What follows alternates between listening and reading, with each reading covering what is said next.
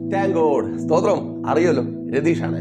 നമുക്കൊപ്പം പലരും നിൽക്കണമെന്ന് ആഗ്രഹിക്കുകയും പ്രതീക്ഷിക്കുകയും ചെയ്യുന്നവരാണ് നമ്മിൽ പലരും. അല്ല, നമ്മളെല്ലാവരും. ഭാര്യ ആഗ്രഹിക്കും ഭർത്താവ് എനിക്കൊപ്പം നിൽക്കണം, ഭർത്താവ് ആഗ്രഹിക്കും എൻ്റെ ഭാര്യ എനിക്കൊപ്പം നിൽക്കണം, മക്കൾ ആഗ്രഹിക്കും എല്ലായ്പ്പോഴും ഞങ്ങളുടെ മാതാപിതാക്കൾ ഞങ്ങൾക്കൊപ്പമായിരിക്കണം. മാതാപിതാക്കൾ പിന്നെ പറയുകയും വേണം, അവരുടെ ആഗ്രഹം മക്കൾ എപ്പോഴും ഞങ്ങളുടെ കൂടെ തന്നെ വേണം.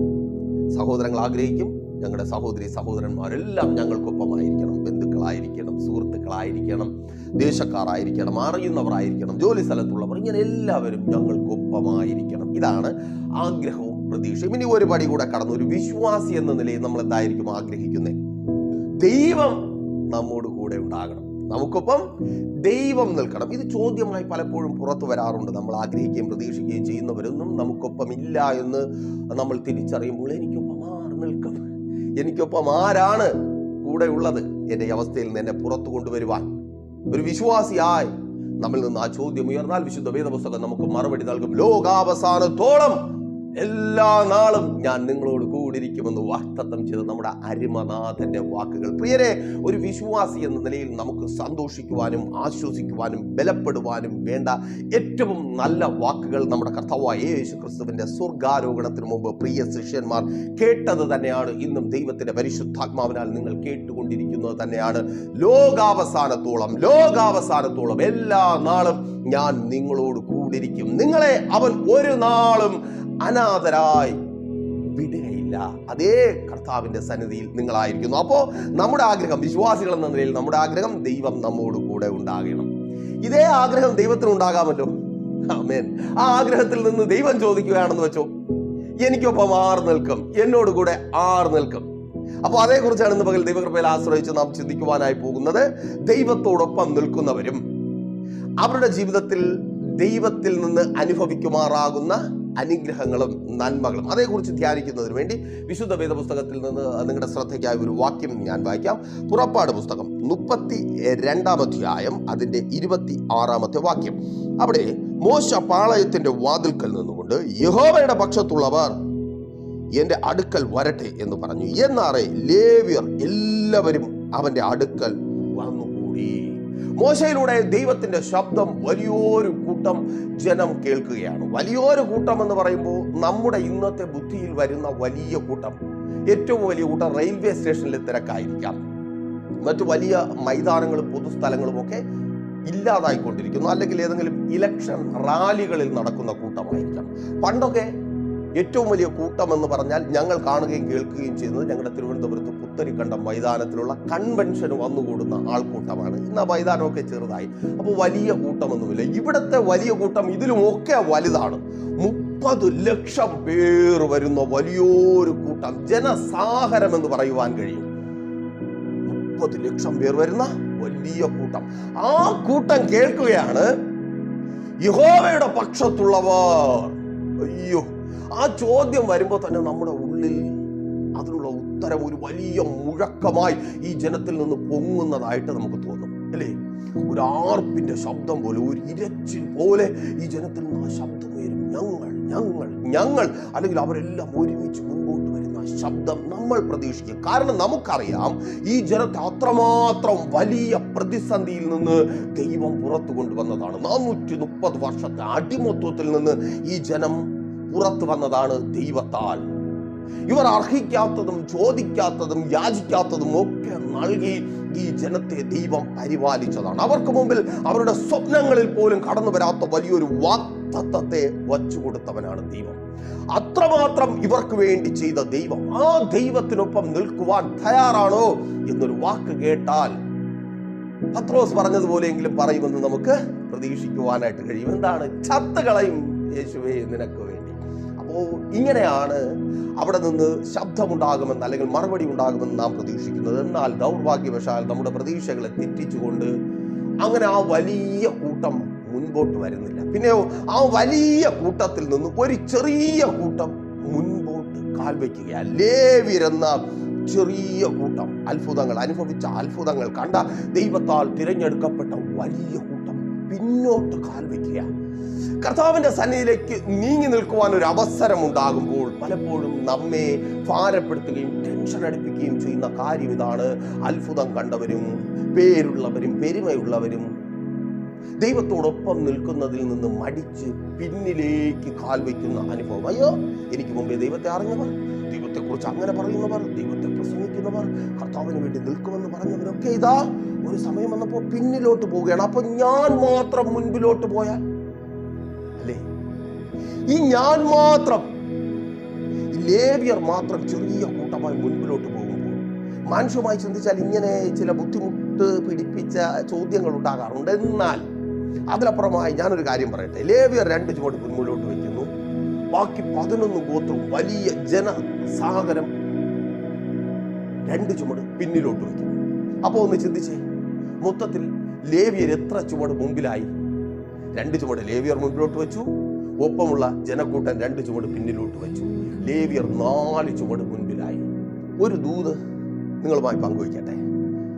ആ പിന്മാറി പോകുന്നവരുടെ വലിയ കൂട്ടമാണ് നമ്മെ മുമ്പന്മാരാക്കി നിർത്തിയിരിക്കുന്നത്. ഇന്ന് പകലും എന്നെ കേൾക്കുന്ന പ്രിയരെ, നിങ്ങൾ ദൈവസന്നിധിയിൽ നിൽക്കുന്നു എന്ന് ബോധ്യമുണ്ടെങ്കിൽ ഒരുപാട് കയറി ദൈവത്തിന്റെ അടുക്കൽ എത്തിയത് കൊണ്ടല്ല, ഒത്തിരി പേർ പിന്മാറിപ്പോയത് കൊണ്ടാണ്. യേശുവിൻ നാമത്തിൽ പിന്മാറിപ്പോയവരുടെ ഒരു വലിയ കൂട്ടത്തിന് മധ്യത്തിൽ ആയിരിക്കുന്നത് കൊണ്ട് നീ ഒത്തിരി ദൈവത്തോട് അടുത്ത് നിൽക്കുന്നു യേശുവിൻ നാമത്തിൽ. അതുകൊണ്ട് ആ പിന്മാറിപ്പോയവന്മാരെ നോക്കി നീയും കൂടെ പോകുവാനല്ല, മുൻപോട്ട് പോകുക. മുൻപോട്ട് പോകുവാൻ കഴിയുന്നില്ലെങ്കിൽ അവിടെ നിൽക്കുകയെങ്കിലും നീ മുമ്പനായി മാറും യേശുവിൻ നാമത്തിൽ.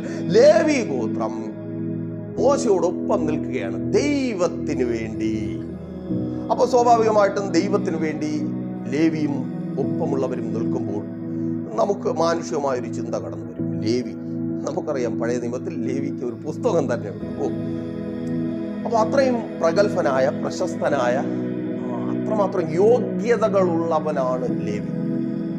നമ്മുടെ പൊട്ട ബുദ്ധി പറഞ്ഞു തരുന്ന കാര്യമാണ്. വേദപുസ്തകത്തിലെ ഏത് അത്ഭുതങ്ങൾ കണ്ടാലും, ഏത് സാക്ഷിയെ കണ്ടാലും നമ്മുടെ ഉള്ളിൽ ഓടി വരുന്ന ചിന്ത ഇവരൊക്കെ എന്തോ യോഗ്യതകൾ ഉള്ളവന്മാരാണ്, എന്തോ പ്രത്യേകതകൾ ഉള്ളവന്മാരാണ്. ഒരു കാര്യം ഞാൻ പറയട്ടെ പ്രിയരെ, എൻ്റെ ഈ ചെറിയ വിശ്വാസ ജീവിത യാത്രയിൽ നിന്ന് ഞാൻ പഠിച്ച ഒരു സത്യം, നമുക്കാർക്കും ഒരു പ്രത്യേകതകളില്ല. എനിക്കും പ്രത്യേകതയില്ല, നിങ്ങൾക്ക് പ്രത്യേകതയില്ല. പ്രത്യേകതകൾ ഉണ്ടെന്ന് പറയുന്നവർക്കും പ്രത്യേകതയില്ല. ഒരേ ഒരു പ്രത്യേകതയ്ക്കകത്ത് നമ്മെ ആ റൗണ്ട് ചെയ്തിട്ടാക്കിയ എന്താ, എല്ലാവരും പാപം ചെയ്ത് ഒരുപോലെ ദൈവത്തിന്റെ ആ കാറ്റഗറിക്കകത്താണ് നമ്മളെല്ലാവരും. പ്രത്യേകതയില്ല, എല്ലാവരും ഒരുപോലെയാണ്. ഒരുപോലെ പാപം ചെയ്തു, ഒരുപോലെ പാപം ചെയ്തു. ഈ വേദപുസ്തകമാണ് പറയുന്നത്, ഒരുപോലെ പാപം ചെയ്തു. ആ റൗണ്ടിനകത്ത് കിടക്കുക. അപ്പൊ പ്രത്യേകതയുള്ള ആർക്കാ? പ്രത്യേകത ഉള്ളത് ദൈവത്തിന്. ആമേൻ, താങ്ക് യു ലോർഡ്. നിന്നെ വിടുവിക്കും എന്നുള്ള പ്രത്യേകത, ഒരു പ്രത്യേകതയും ഇല്ലാതിരിക്കുമ്പോൾ നീ ആയിരിക്കുന്ന അവസ്ഥയിൽ നിന്ന് നിന്നെ പുറത്തു കൊണ്ടുവരുമെന്ന് പ്രത്യേകത ഉള്ള ഒരു ദൈവത്തിന്റെ മുൻപിൽ നീ ആയിരിക്കുന്നു. അതേ സഹോദര, നിനക്കൊരു പ്രത്യേകതയും ഇല്ല. നിന്റെ പ്രത്യേകത കണ്ടിട്ടല്ല, എൻ്റെ ദൈവത്തിന് പ്രത്യേകതയുണ്ട്. നീ തകർന്ന് തളർന്ന് അവിടെ ഇല്ലാതായി തീരുവാൻ അനുവദിക്കത്തില്ല എന്ന പ്രത്യേകത, എന്ന വാശി എൻ്റെ ദൈവത്തിനുണ്ട്. അവിടെ നീ തകർന്നു പോകുവാൻ, ഇല്ലാതായി തീരുവാൻ അനുവദിക്കത്തില്ല എന്ന വാശി എൻ്റെ ദൈവത്തിനുണ്ട്. അതുകൊണ്ട് ആ ജോലി സ്ഥലത്ത് തകർന്നായിരിക്കുന്ന അവസ്ഥയിൽ നിന്ന് എൻ്റെ ദൈവം നിന്നെ പുറത്തെടുക്കും. ആമേൻ. സഹോദരി, നിനക്കെന്തെങ്കിലും പ്രത്യേകത? അയ്യോ, അത് നോക്കിയിരിക്കുക, എനിക്ക് എന്ത് പ്രത്യേകതയുണ്ട്, ഞാൻ പ്രാർത്ഥിച്ച ദൈവം തരാൻ വേണ്ടിയിട്ട് നിന്റെ പ്രത്യേകത അന്വേഷിച്ചുകൊണ്ടിരിക്കുകയാണോ? നിന്റെ പ്രത്യേകത നോക്കിയിട്ടല്ല, എൻ്റെ ദൈവത്തിന്റെ പ്രത്യേകതയാ. നീ തകർന്നു പോകുന്നത് അവൻ ഇഷ്ടപ്പെടുന്നില്ല യേശുവിൻ നാമത്തിൽ. ആമേൻ. നിന്റെ കുടുംബജീവിതം തകർന്നു കാണുവാൻ നാട്ടുകാർ ഇഷ്ടപ്പെടുന്നുണ്ടായിരിക്കാം, വീട്ടുകാർ ഇഷ്ടപ്പെടുന്നുണ്ടായിരിക്കാം, അറിയുന്നവരും അറിയാത്തവരും ഒക്കെ ഒരു പക്ഷേ ഇഷ്ടപ്പെടുന്നുണ്ടായിരിക്കാം. നിന്റെ ചിന്ത അതാണല്ലോ. എന്നാൽ എൻ്റെ ദൈവം ഇഷ്ടപ്പെടുന്നില്ല. നിന്റെ ജീവിതം തകർന്നായിരിക്കുവാൻ ദൈവം ഇഷ്ടപ്പെടുന്നില്ല. നിന്റെ ഭർത്താവ് വേറെ കെട്ടുവാൻ എൻ്റെ ദൈവം ഇഷ്ടപ്പെടുന്നില്ല. നിന്റെ കുടുംബം ചിതറിപ്പോകുവാൻ എൻ്റെ ദൈവം ഇഷ്ടപ്പെടുന്നില്ല. അതെ, ആ പ്രത്യേകത ഉള്ളത് കൊണ്ട് അവൻ നിന്നെ പണിയുവാൻ പോകുക. Thank you Lord. തിരിച്ചറിയുന്നവർ ഏറ്റെടുത്ത് പ്രാർത്ഥിക്കുക. നിന്റെ പ്രത്യേകത അല്ല സഹോദര, നിന്റെ പ്രത്യേകത അല്ല. നീ പ്രത്യേകത ഉണ്ടാക്കുവാൻ വേണ്ടി ഓടി നടക്കുക. ഒരു പ്രത്യേകതയില്ല. ആ ഒറ്റ പ്രത്യേകതയ്ക്കകത്ത് കിടക്കുക. എല്ലാവരും ആ പ്രത്യേകതയ്ക്കകത്ത് കിടക്കുമ്പോൾ പ്രത്യേകതകളുള്ള ദൈവം. ഓ, താങ്ക് യു ലോർഡ്. എന്റെ കർത്താവ് പ്രത്യേകത ഉള്ളവനാ. സഹോദര, നിന്റെ കുടുംബജീവൻ തകർന്നു പോകാൻ എൻ്റെ കർത്താവ് അനുവദിക്കത്തില്ല. മാതാവേ, പിതാവേ, നിങ്ങളുടെ തലമുറകൾ നശിച്ചു പോകുവാൻ, നശിച്ചുകൊണ്ടിരിക്കുന്ന ഈ ലോകത്തിന് മധ്യത്തിൽ നശിച്ചു കൊണ്ടുപോകുവാൻ അവൻ അനുവദിക്കത്തില്ലെന്നേ. അവന്റെ പ്രത്യേകതയാ. നീ കണ്ണുനീരോടെ മക്കളെ കുറിച്ച്, അയ്യോ ഈ വേദനയോടെ ഞാൻ മരിക്കേണ്ടി വരുമല്ലോ ഓ, നല്ലതൊന്നും എൻ്റെ മക്കളിൽ നിന്ന് കാണുവാൻ ഇതുവരെ കഴിഞ്ഞിട്ടില്ല. അവരുടെ ജീവിതം ഒരു കരയ്ക്ക് എത്തിയിട്ടില്ല. വലിയ പിള്ളേരായി, പക്ഷേ നിനക്കെപ്പോഴും കുഞ്ഞു പിള്ളേരാ. ഒരിടത്തും അവരെ എത്തിക്കുവാൻ കഴിഞ്ഞിട്ടില്ല. കൂടണ ഇന്ന് നോക്കിയിരിക്കുന്ന തള്ളക്കിളിയെ പോലെ, അയ്യോ മാതാവേ, കാണുവാൻ പറ്റത്തില്ല എന്ന് ഭാരപ്പെട്ടായിരിക്കുന്നു. ദൈവത്തോട് ചോദിക്കുവാൻ പോലും കഴിയാത്ത വിധത്തിൽ യോഗ്യതയില്ല, കുറവുകൾ ഉണ്ടെന്ന് പറഞ്ഞ് തളർന്നായിരിക്കുന്നുവോ? പ്രത്യേകത ഒന്നുമില്ലാത്തവളായി. നിന്റെ പ്രത്യേകത നോക്കിയല്ല, എന്റെ ദൈവത്തിന് പ്രത്യേകതയുണ്ട്. നിന്റെ തലമുറകൾ, ഓ, അവൻ നിനക്ക് നൽകിയ ദാനം, അവൻ നിനക്ക് നൽകിയ അവകാശം, അവർ നശിച്ചു പോകാതിരിക്കണമെന്ന പ്രത്യേകത എന്റെ കർത്താവിനുണ്ട്. ആ പ്രത്യേകമായ ഇഷ്ടം നിന്റെ തലമുറകളുടെ ജീവിതത്തിൽ വെളിപ്പെടുവാൻ പോകുക. യേശുവിൻ നാമത്തിൽ തിരിച്ചറിയുന്നവർ ഏറ്റെടുത്ത് പ്രാർത്ഥിച്ചാട്ടെ. ആമേൻ. ഓ സ്തോത്രം.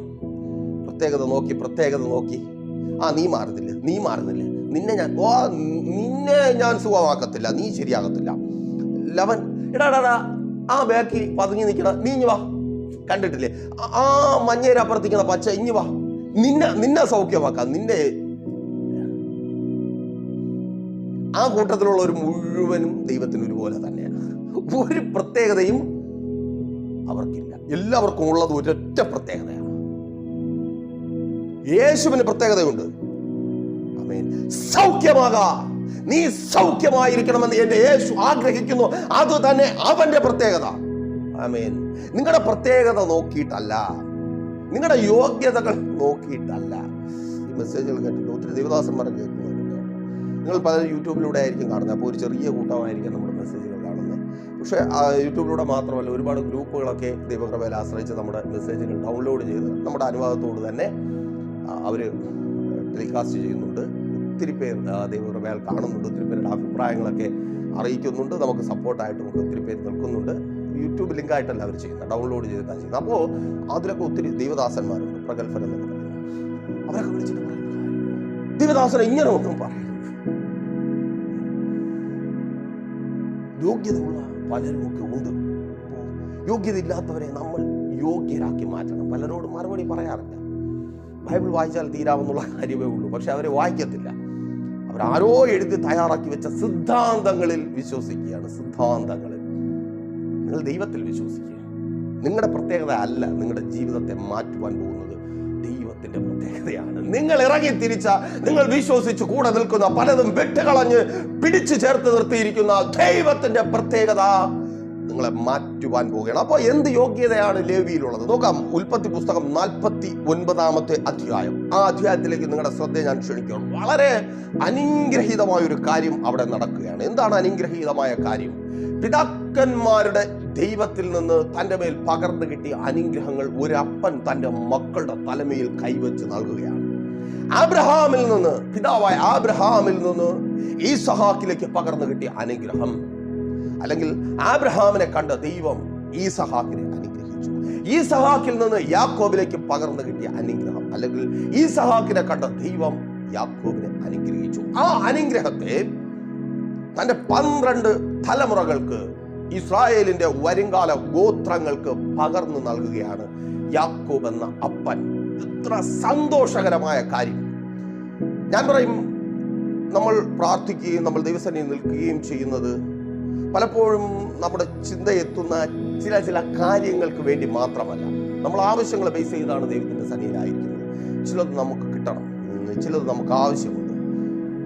രോഗസൗഖ്യമാകാം, കടത്തിൽ നിന്നുള്ള പുറത്തുവരവായിരിക്കാം, സമാധാനപരമായ ജീവിതമായിരിക്കാം. ഇങ്ങനെ പല കാര്യങ്ങളും നമ്മൾ ആഗ്രഹിക്കുന്നുണ്ട്. എന്നാൽ പ്രിയരെ, അതിലപ്പുറമായി ദൈവത്തോടൊപ്പം നിൽക്കുന്നത് ഒരു, എന്താ പറയാ, ഞാൻ കാണുന്നത് ദൈവത്തോടൊപ്പം നിൽക്കുന്നവൻ സൂപ്പർമാനാണ്. ആമേൻ. ഒന്ന് ചിന്തിച്ചേ, യാക്കോബ് എന്ന സൂപ്പർമാൻ. നിങ്ങൾ അതിന് മുകളിലോട്ട് ചിന്തിച്ചു നോക്കി. എല്ലാവരും സൂപ്പർമാൻമാരാ ദൈവത്തോടൊപ്പം നിൽക്കുന്ന. ആബ്രഹാം സ്വന്തം മകനെ 25 വർഷം കാത്തിരുന്ന് പ്രാർത്ഥിച്ച് നേടിയെടുത്ത മകനെ കൊണ്ട് മല കയറുക. സൂപ്പർമാനാ. തിരിച്ച് ആ മകനെ കൊണ്ട് വരിക. അന്ന് ബലി, യാഗം, ഇതൊരു ഭയങ്കര സംഭവം. യാഗവസ്തുവുമായിട്ട് യാത്ര തിരിച്ചാൽ യാഗം കഴിഞ്ഞാൽ വരാൻ പറ്റത്തുള്ളൂ. പക്ഷെ അബ്രഹാം തിരിച്ചു വരിക. സൂപ്പർമാൻ. ആരുടെ? ഇസഹാക്കിന്റെ. സൂപ്പർമാൻമാരാകുക. നോക്കിയേ, ഇവിടെ 12 മക്കളെ അപ്പൻ തലമേൽ കൈവച്ച് അനുഗ്രഹിക്കുക. ഒരു ബ്ലെസ്സിങ്സ്, അനുഗ്രഹം തലമുറകളിൽ ആവശ്യമാണ്. എന്താ ചെയ്യുന്നത്? അടുത്ത് കണ്ട ഏറ്റവും നല്ല പ്രവാചകനെ വിളിക്കും, പ്രാസംഗികനെ വിളിക്കും, പാസ്റ്ററെ വിളിക്കും, അച്ഛനെ വിളിക്കും. നിങ്ങൾ അവരുടെ തലമേൽ കൈവച്ച് അനുഗ്രഹിക്കുവാൻ തുടങ്ങണം. ഓ സ്തോത്രം! ദൈവം ആഗ്രഹിക്കുന്നു അതാണ്. നിങ്ങളുടെ മേൽ പകരപ്പെടുന്ന ദൈവ സാന്നിധ്യമാണ് നിങ്ങളുടെ തലമേൽ പകരപ്പെടുവാനുള്ളത്. പാസ്റ്ററിന്റെ മേലുള്ളതല്ല, അച്ഛന്റെ മേലുള്ളതല്ല, പ്രവാചകന്റെ മേലുള്ളതല്ല. മാതാവേ, പിതാവേ, നിന്റെ മേൽ വ്യാപരിക്കുന്ന ദൈവ സാന്നിധ്യം നിന്റെ തലമുറകളുടെ മേൽ പകരപ്പെടുമ്പോൾ അവർ അനുഗ്രഹിക്കപ്പെടും. ഓ താങ്ക് യു ലോർഡ്. ആമേൻ. നിന്നിൽ നിന്നും നിന്റെ തലമുറകളിലേക്ക് പ്രാർത്ഥനയ്ക്കായിരിക്കുമ്പോൾ ചേർത്ത് പിടിച്ച് തലമേൽ കൈവച്ച് അനുഗ്രഹിക്കണം. നിങ്ങളുടെ പിതാക്കന്മാരുടെ ദൈവം നിങ്ങളെ നിർത്തിയ ആ നിർത്തലിൽ നിന്നുകൊണ്ട് വലിയ പ്രശ്നങ്ങളുടെ മധ്യത്തിലായിരിക്കാം, വലിയ പ്രതിസന്ധിയുടെ മധ്യത്തിലായിരിക്കാം. അനുഗ്രഹത്തിനെ കുറിച്ച്, അനുഗ്രഹിക്കാൻ കൈവെക്കുമ്പോൾ അതിനെക്കുറിച്ച് ഓർത്ത് വിഷമിക്കേണ്ട. ആ വിഷമത്തെയും പ്രതിസന്ധിയും മാറ്റുന്ന ദൈവം, ആ ദൈവത്തിന്റെ സാന്നിധ്യമാണ് ബ്ലെസ്സിങ്സിലൂടെ, അനുഗ്രഹത്തിലൂടെ നിങ്ങളുടെ തലമുറകളുടെ തലമേൽ പകരപ്പെടുന്നത്. അപ്പന് കഴിയാത്തത് ഈ 12 ഗോത്രങ്ങളിലുള്ള മക്കൾക്ക് സാധിക്കുകയാണ്. ആമേൻ. അപ്പന്റെ ഭാഗത്തു നിന്ന് ചിന്തിച്ചാൽ അതൊക്കെ കുറവാണ്, കഷ്ടതയാണ്. പക്ഷെ മക്കളിലേക്ക് എത്തുമ്പോൾ ആ കുറവുകളൊക്കെ മാറുകയാണ്. നമ്മുടെ വിഷയത്തിലേക്ക് വരാം. അപ്പോൾ 49-ാം അധ്യായത്തിൽ അപ്പൻ ഇങ്ങനെ അനുഗ്രഹിക്കുകയാണ്. 49-7 ഒരു മകൻ കൈയൊക്കെ തൊഴുത് അപ്പ അനുഗ്രഹിച്ചാലും എന്ന് പറഞ്ഞ അപ്പന്റെ അടുക്കിലേക്ക് കടന്നു വരികയാണ്. ഒരു ഭാവനയാണ്. പെട്ടെന്ന് അതുവരെ അനുഗ്രഹിച്ചുകൊണ്ടിരുന്ന അപ്പന്റെ ഭാവം മാറി. മുഖക്കോപം കൊണ്ട് ചുമന്നു, മീശ വിറച്ചു. അപ്പനൊരു ശാപം. 49-7 വായിച്ചു നോക്കുക. ലേവിയെ അപ്പൻ ശപിച്ചു. അനുഗ്രഹം പ്രതീക്ഷിച്ച് കടന്നുപോയ മകൻ അപ്പനാൽ ശപിക്കപ്പെട്ടു. പ്രിയരെ, ഒറ്റ നിമിഷം ഒന്ന് ചിന്തിച്ചു നോക്കി. 12 മക്കളുള്ള ഒരു വീട്ടിനകത്ത് നിങ്ങൾ ജീവിക്കുകയാണ്. 11 മക്കളെയും അനുഗ്രഹിക്കുകയും സ്നേഹിക്കുകയും ചെയ്യുന്ന അപ്പൻ ഒരു മകനെ ശപിക്കുന്നു. നീ നശിച്ചു മുടിഞ്ഞു നാറാണ കല്ല് പിടിച്ചു പോകും. ഈ വാക്കുകളൊന്നും നിങ്ങൾക്ക് പുത്തരിയല്ല കേട്ടോ. ആ വാക്ക് കേട്ടപ്പോൾ തന്നെ ഉള്ളിനകത്തുനിന്ന് ഒരു ആന്തര. ഏറ്റവും പ്രിയപ്പെട്ടവരിൽ നിന്ന് ആ വാക്ക് കേട്ട് തളർന്ന് നിരാശയോടെ എൻ്റെ അപ്പൻ, എൻ്റെ അമ്മ, എൻ്റെ സഹോദരങ്ങൾ ഒന്നിനും കൊള്ളാത്തവനെന്ന് പറഞ്ഞു, നശിച്ചു പോകുമെന്ന് പറഞ്ഞു, മുടിഞ്ഞു പോകുമെന്ന്. ഓ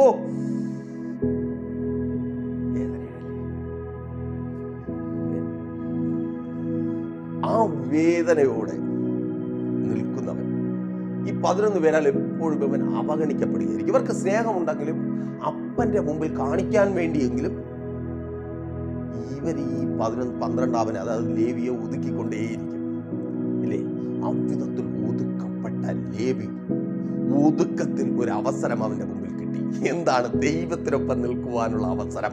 അപ്പനാൽ അനുഗ്രഹിക്കപ്പെട്ടവരെല്ലാം പിൻപിലോട്ട് കാൽവെച്ചപ്പോൾ അതേ ഒതുക്കപ്പെട്ടവൻ മുൻപിലോട്ട് കാൽവെച്ചു. അപ്പനിൽ നിന്ന് കിട്ടാനുള്ളത് കിട്ടിയില്ല.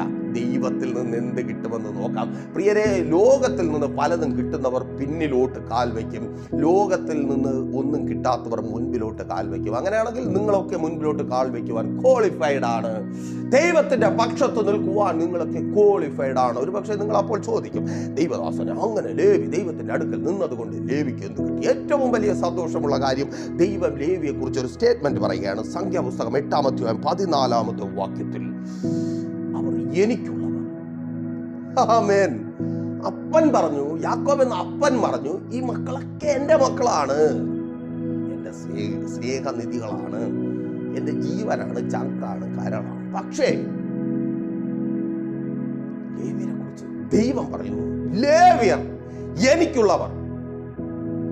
ആമേൻ. പിന്നെ 3-ാം അധ്യായം 5 മുതൽ 13 വരെ വായിച്ചു വരുമ്പോൾ അവിടെ കാണുവാൻ കഴിയും, അവരെന്റെ അവകാശമാണ്.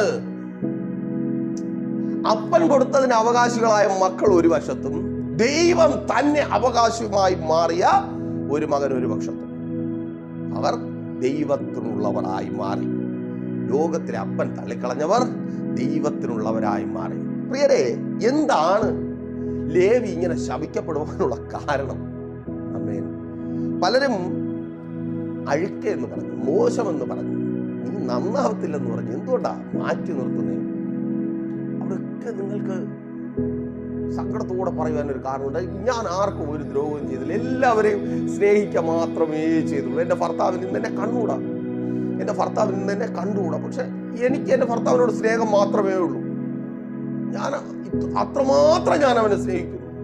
എൻ്റെ മക്കളെ ഞങ്ങൾക്ക് സ്നേഹം മാത്രമേ ഉള്ളൂ. എൻ്റെ ഭാര്യയോട് എനിക്ക് സ്നേഹം മാത്രമേ. എൻ്റെ സഹോദരൻ പക്ഷെ അവർക്കൊന്നും എന്നെ ഇഷ്ടമില്ല, അവരെല്ലാം എന്നെ ഉപേക്ഷിച്ചോളൂ. അത് ലേവിയിലേക്ക് നോക്കിയേ, ഉൽപ്പത്തി പുസ്തകം 34-ാം അധ്യായം മുഴുവൻ വായിച്ചു നോക്കി. അവിടെ ഒരു ചെറിയ സംഭവമുണ്ട്. ലേവിയുടെ സഹോദരിയായ ദീന, ലേവിയുടെ മാത്രമല്ല 12 സഹോദരന്മാരുടെ സഹോദരിയായ ദീന മിസ്യൂസ് ചെയ്യും ഒരു വലിയ കൂട്ടത്താൽ. അതിന് ക്ഷമിക്കുന്ന യാക്കോബ് എന്ന അപ്പനും 10 സഹോദരന്മാരും അവരെ ക്ഷമിക്കുകയാണ്. തങ്ങളുടെ സഹോദരിയെ നശിപ്പിച്ചവരോട്, തൻ്റെ മകളെ നശിപ്പിച്ചവരോട് അപ്പനും സഹോദരന്മാരുടെ വലിയ കൂട്ടവും ക്ഷമിക്കുകയാണ്. പക്ഷേ ലേവി ക്ഷമിക്കുന്നില്ല. ലേവി പറയും, ആര് ക്ഷമിച്ചാലും എൻ്റെ സഹോദരിയുടെ നേരെ നിന്നവരെ ഞാൻ വിടത്തില്ല. അവസരം ഒത്തു കിട്ടിയപ്പോൾ അവൻ പറയും. അതാണ് വിഷയം. എല്ലായിടത്തും ഒരുത്തരെയൊന്നുമല്ല, സകലർക്കും പണി കൊടുത്തു. അപ്പോൾ നമുക്കൊരു ചിന്ത വരും, ലേവിക്ക് കിട്ടാനുള്ളത് തന്നെയാണ്. നമ്മളൊക്കെ വായിക്കുന്ന വേദപുസ്തകത്തിനകത്ത് ക്ഷമ, സ്നേഹം, സഹനം. പ്രിയരെ, മിണ്ടാതിരിക്കുന്നത് സ്നേഹമല്ല, നിങ്ങൾക്കറിയത്തില്ല. ആമേൻ. സ്നേഹം ഒന്നുകിൽ കൊല്ലും അല്ലെങ്കിൽ ചാകും. ഈ സ്നേഹത്തിന്റെ, കർത്താവായ യേശു ക്രിസ്തുവിന്റെ സ്നേഹം, അത് നമുക്ക് വേണ്ടി ചത്തതാണ്. ആ സ്നേഹം നമ്മൾ കൊന്നു വാങ്ങിയതാണ്. സ്നേഹം ഒന്നുകിൽ കൊല്ലും അല്ലെങ്കിൽ ചാകും. ജീവൻ കൊടുക്കുന്നതാണ് സ്നേഹം. ജീവൻ എടുക്കുന്നതാണ് സ്നേഹത്തിന്റെ മൂർധന്യഭാവം. ചത്താൽ കൊന്നാൽ എൻ്റെ സഹോദരിക്ക് വേണ്ടി ഞാൻ നിൽക്കും. ആ സ്നേഹമാണ് ലേവിയെ ലോകത്തിന് കൊള്ളാത്തവനാക്കി മാറ്റിയത്. നിങ്ങൾ എന്തുകൊണ്ടാണ് കൊള്ളാത്തവരായി മാറിയെന്ന് ചോദിച്ചാൽ, നിങ്ങളുടെ ഈ പ്യുവർ സ്നേഹവും പ്യുവർ ലവും ഒന്നും ആർക്കും വേണ്ട. സഹോദരി, നിന്റെ ഈ ജീവൻ കളഞ്ഞുള്ള സ്നേഹമൊന്നും ലോകത്തിന് ആവശ്യമില്ല. ലോകത്തിന് തക്കിട തരികിട പരിപാടികളുമായിട്ട് ഇങ്ങനെ അവിടെയും കൂടി ഇവിടെയും കൂടി അങ്ങനെ നടക്കുന്നവരെ ആ താല്പര്യം. ലോകത്തിന് നിന്റെ സ്നേഹം ആവശ്യമില്ല. മാതാപിതാവ്, നിങ്ങളുടെ സ്നേഹം നിങ്ങളുടെ മക്കൾക്ക് ആവശ്യമില്ല. അവർക്ക് എന്തെങ്കിലുമൊക്കെ സമയാസമയം കൊടുത്ത് അവരുടെ തോന്നിയവാസത്തിന് കൂട്ടു നിൽക്കുന്ന അഭിനവ മാതാപിതാക്കളുടെ സ്നേഹമാണ് അവർക്ക് ആവശ്യമില്ല. നിന്റെ സ്നേഹം അവർക്ക് ആവശ്യമില്ല. നേർവഴിക്ക് നടത്തുവാൻ ആഗ്രഹിക്കുന്ന നിന്റെ സ്നേഹം അവർക്ക് ആവശ്യമില്ല. ഒരു ലക്ഷ്യബോധം ഉണ്ടാക്കി കൊടുക്കുന്ന നിന്റെ സ്നേഹം അവർക്ക് ആവശ്യമില്ല. ജീവൻ കൊടുത്ത് ഒപ്പമുള്ളവരെ സ്നേഹിക്കണമെന്ന് പഠിപ്പിക്കുന്ന നിന്റെ സ്നേഹം അവർക്ക് ആവശ്യമില്ല. അവർക്ക് ആവശ്യം അവിടെയും കൂടും ഇവിടെയും കൂടും. അങ്ങനെയുള്ളവരോട് എല്ലാവരും ഉണ്ടല്ലേ. സ്നേഹിച്ചതുകൊണ്ട് മാറ്റി നിർത്തപ്പെട്ട ലേവി, ആ സ്നേഹത്തിന്റെ വിലയറിയുന്ന ദൈവം അവനെ തൻ്റെതാക്കി മാറ്റും. പ്രിയരെ, ഈ ലോകത്തിലെ അപ്പൻ, ഈ ലോകത്തിലെ ബന്ധുക്കൾ, ലോകത്തിലെ സുഹൃത്തുക്കൾ നിങ്ങളെ മാറ്റി നിർത്തുമ്പോൾ, ഞാൻ ഇത്രമാത്രം സ്നേഹിച്ചിട്ടും അവരെന്നെ മാറ്റി നിർത്തിയല്ലോ, അവരെന്നെ ഉപേക്ഷിച്ചല്ലോ, അവളെന്നെ വേണ്ടെന്ന് വെച്ചല്ലോ, ആ കൂട്ടുകാരെന്നെ വിട്ടുപോയല്ലോ, വിഷമിച്ച് ഭാരത്തോടെ ആയിരിക്കേണ്ട. ദൈവം നിങ്ങളെ ചേർത്ത് നിർത്തുകയാണ്. എന്താണ് ദൈവം ചേർത്ത് നിർത്തുമ്പോൾ നിങ്ങളുടെ ജീവിതത്തിൽ സംഭവിക്കുന്നത്? തുടർന്ന് നിങ്ങൾ വായിച്ചു നോക്കുക. ആവർത്തന പുസ്തകം 12-ാം അധ്യായം 12-ാമത്തെ വാക്യം വായിക്കുമ്പോൾ അവിടെ ഇങ്ങനെ രേഖപ്പെടുത്തിയിരിക്കുന്നു, ഈ 11 സഹോദരന്മാരും അവർക്ക് അപ്പനിലൂടെ വന്നു ചേർന്ന അവകാശത്തിന്റെ ഓഹരി ലേവിക്ക് കൊടുക്കണം. ആമേൻ. ഈ 11 സഹോദരന്മാരും 12-ാമനായ ലേവിക്ക് ഈ ലോകത്തിലെ അപ്പൻ സ്നേഹിച്ച് അനുഗ്രഹിച്ച് അപ്പന്റെ പ്രിയപ്പെട്ട മക്കൾക്ക് കൊടുത്ത നന്മയിലുള്ള ഓഹരി ചെന്ന് ചേരണം. ദൈവത്തിന്റെ കൽപ്പനയാണ്. അല്ലാതെ ആ അപ്പന്റെ ഒന്നും നിങ്ങൾ അവന് കൊടുക്കണ്ട. നിങ്ങളുടെ ഇടയിൽ അവന് ഒരു അവകാശവും കൊടുക്കണ്ട. അവന് ഞാനാണ് അവകാശം. അപ്പോഴെന്താണ് സംഭവിക്കുന്നത്? ഇതൊരു മോശം കാര്യമാണോ? നിങ്ങൾ കണക്ക് കൂട്ടി നോക്കുക. 100 രൂപ വെച്ച് ഓരോ ഗോത്രത്തിനും കിട്ടിയെന്നിരിക്കട്ടെ. 11 ഗോത്രത്തിന് 100 രൂപ വെച്ച് കിട്ടി. ദശാംശം ഓഹരി ലേവിയിലേക്ക് പോവുകയാണ്. 1-ാമത്തെ ഗോത്രത്തിൽ നിന്ന് 10, 2-ാമത്തെ ഗോത്രത്തിൽ നിന്ന് 10, 11 ഗോത്രത്തിൽ നിന്നും കൂടെ 110 രൂപ ലേവിക്ക് കിട്ടുമ്പോൾ ഓരോ ഗോത്രങ്ങൾക്ക് 100 രൂപ കിട്ടിയ ഓരോ ഗോത്രങ്ങൾക്ക് ബാക്കി 90 രൂപ കയ്യിലുണ്ട്. ലോകത്തിലെ അപ്പൻ നിറച്ചു കൊടുത്തതാണ്. ആമേൻ. ഒരുപാട് കിട്ടി. 100 കിട്ടി, 100 കിട്ടി. ലോകത്തിൽ നിന്ന് കിട്ടിയവർ വിളിച്ചു പറയും. പക്ഷേ ദൈവത്തിൽ നിന്ന് കിട്ടിയവൻ അവസാനം പറയും, ദൈവം 110 തന്നു.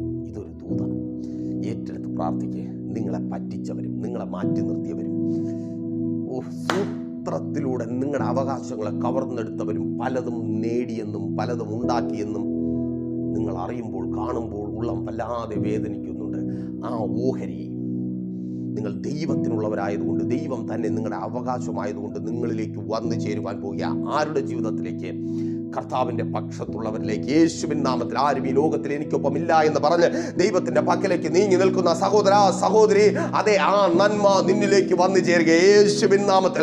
ലോകം സൂത്രപ്പണികളിലൂടെ നേടിയെടുത്ത നിന്റെ അവകാശം, അതിൻ്റെ ഓഹരി നിന്നിലേക്ക് വന്നു ചേരുക യേശുവിൻ നാമത്തിൽ. ആ ജോലി സ്ഥലത്ത് നിന്ന് നിന്നെ കബളിപ്പിച്ചെടുത്തത് നിന്നിലേക്ക് തിരികെ വരിക.